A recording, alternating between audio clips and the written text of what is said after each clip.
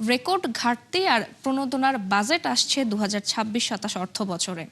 কারণ বিপুল ব্যয়ের লক্ষ্য থাকলেও টাকার জোগাড় নিয়ে আছে দুশ্চিন্তা, ফলে ধার দেনাও উঠতে পারে নতুন উচ্চতায়। অন্যদিকে IMF এর পরামর্শ পাশ কাটিয়ে ভর্তুকিতেও বরাদ্দ বাড়াতে যাচ্ছে সরকার, যা আরও এক দফা চাপে ফেলতে পারে আর্থিক ব্যবস্থাপনা।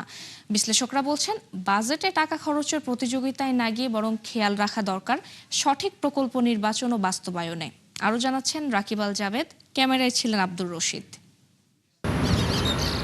2 দশক পর কঠিন অর্থনৈতিক বাস্তবতায় বাজেট দিতে যাচ্ছে বিএনপি সরকার। তবে অবস্থা যাই হোক, আকার, আয়তন কিংবা ব্যয়ের ক্ষেত্রে যেন দুহাত উজাড় করে দিতে চান নতুন অর্থমন্ত্রী। এরই মধ্যে চূড়ান্তের পথে 9,30,000 কোটি টাকা ব্যয়ের হিসাব, যা জিডিপির অনুপাতে প্রায় 15%। এই ব্যয়ের মধ্য থেকে নানাভাবে জোগাড়ের চেষ্টা থাকবে 6,95,000 কোটি টাকা। ফলে ঘাটতি রয়ে যাবে 2,35,000 কোটি, যা জিডিপির 3.5%-এর নিচে। আর এই অর্থ সংগ্রহে বরাবরের মতো বড় নির্ভরতা থাকবে ব্যাংক ঋণের ওপর। এই উদ্যোগকে খুব একটা ভালো চোখে দেখছেন না অর্থনীতিবিদরা। যে কর ব্যবস্থাপনার সংকটটার মধ্যে দুটি বিষয় কিন্তু লুকিয়ে আছে। একটা হচ্ছে যে আহরণের সমস্যা, আরেকটা হচ্ছে যে কর ব্যবস্থাপনার মাধ্যমে কোন ধরনের সিগন্যাল দেওয়া হচ্ছে। 5%-এর নিচে থাকবে, শুধু সেই কারণেই ঘাটতি রাখবো, বাজেট বড় করব, ঘাটতি কিছুটা বড় হবে, সেই অ্যাপ্রোচটাও আসলে খুব ভালো অ্যাপ্রোচ হবে না। এর জায়গা অত্যন্ত সংকুচিত হয়ে গেছে।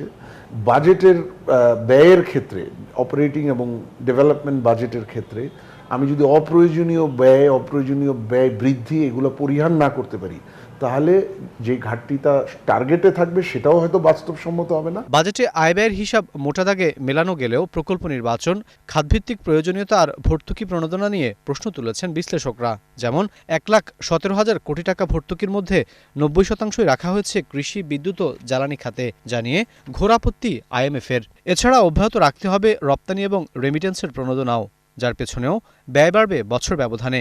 একই সাথে বেশ কিছু নির্বাচনী ইশতেহার পূরণেও অর্থ রাখতে হচ্ছে সরকারকে, যা চাপ বাড়াবে আর্থিক ব্যবস্থাপনায়। সামনের দিনগুলোতে আসলে আমাদের অর্থনীতিতে চাপ কত দূর গিয়ে পৌঁছাবে সেগুলো বলা যাচ্ছে না। বিশ্ব অর্থনীতিতে যদি নতুন করে এই যে মধ্যপ্রাচ্য যুদ্ধকে কেন্দ্র করে চাপ তৈরি না হতো, তাহলে কিন্তু সরকার ইজিলি আসলে ভর্তুকি বা প্রণোদনা সেগুলো কমাতে পারতো। কিন্তু এখনকার বাস্তবতা তো ভিন্ন।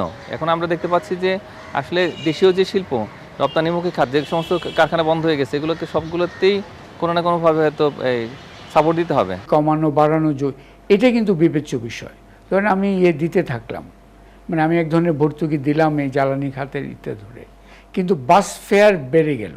ভর্তুকির সুবিধা একজন পাচ্ছে, কিন্তু বোঝাটা হচ্ছে সাধারণ জনগণ। এই বৈপরীত্যই অ্যাকচুয়ালি আমাদের নজরের মধ্যে আনাটা খুব জরুরি। এটা কিভাবে কমানো যায়। আসছে বাজেটে সামাজিক সুরক্ষা খাতে বরাদ্দ পুনর্বিন্যাসের পরামর্শ দিয়েছেন অর্থনীতিবিদরা। রেকর্ড ঘাটতি এবং ভর্তুকিকে সামনে রেখে আসছে 2026-27 অর্থ বছরের বাজেট প্রণয়ন করতে যাচ্ছে বিএনপি নেতৃত্বাধীন নতুন সরকার। যেখানে ভর্তুকি এবং প্রণোদনার পরিমাণ কমিয়ে আনার প্রাথমিক পরিকল্পনা থাকলেও তবে চলমান বৈশ্বিক এবং অভ্যন্তরীণ বাস্তবতায় সেটি আর সম্ভব হচ্ছে না। ফলে টাকার অঙ্কে বাজেটের পরিমাণ বাড়লেও সেটি সাধারণ মানুষের কতটা উপকারে আসবে তা নিয়ে সন্দেহ প্রকাশ করেছেন বিশ্লেষকরা। রাকিব আল জাবেদ, 71, ঢাকা।